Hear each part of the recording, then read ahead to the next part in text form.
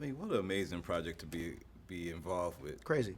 When you look at George Lucas, and I was reading up on Roger Ebert's review of Return of the Jedi, and it's like he was crazy to think that he could make 9 movies. Like, do you ever go into a project and think that it has that much legs, that it could go?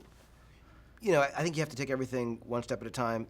Having been involved in television as well, it is a leap of faith to think that any story you're telling is either worth continuing or that it has enough fuel in the tank to go, in the case of TV, 5, 7, 9 seasons or whatever it is. Yeah.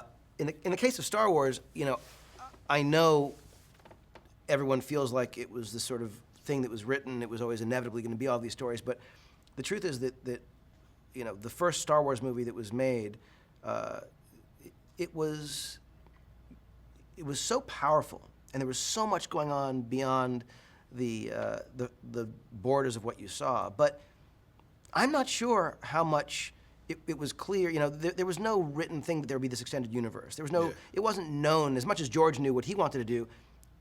He couldn't have possibly imagined what was going to be created in the novels and in the comics and in the graphic novels and in the animated series. I mean, this thing that he made, it was like he tapped into something that had more water pressure than he could have ever imagined, Yeah. And when you wrote the script, because I'm really intrigued by, penning this script, and I'm not sure what they did to get into the heads to make, the Empire 4 through 6.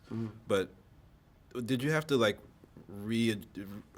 get world politics into it? Did you have to look at what's going on in the world to project what's going on in this future, or is it just about the story that? In writing the script with Lawrence Kasdan, who wrote Empire Strikes Back and Return of the Jedi, I had as a partner in this someone who not only created Yoda and wrote some of the greatest lines that Han Solo ever said, but he was there and then has been living with that world for decades. Yeah. And so I had someone at my side who was able to talk to what he believed happened to this world and happened with these characters. The story that mattered, though, were these new characters. And so it wasn't so much about saying, all right, let's stop and figure out what the allegory is and let's look at what the real world politics is. It was about saying, we are aware of the world in which we live. Yeah. We know what this is. What's a relevant story? Not a Star Wars story, but what's a relevant story? And let's talk about that with these characters. And we knew if we told a story that was meaningful to us about characters, it would be because it fits into something that felt right for the moment and could live in this world that we were telling the story in. Who's your Yoda or Obi-Wan Kenobi? Me in my life? Yeah. Well, I would say that Steven Spielberg has become a mentor to me and a confidant and friend in a way that is more meaningful than I can describe. And there have been people along the way on this project, like Lawrence Kasdan, who were,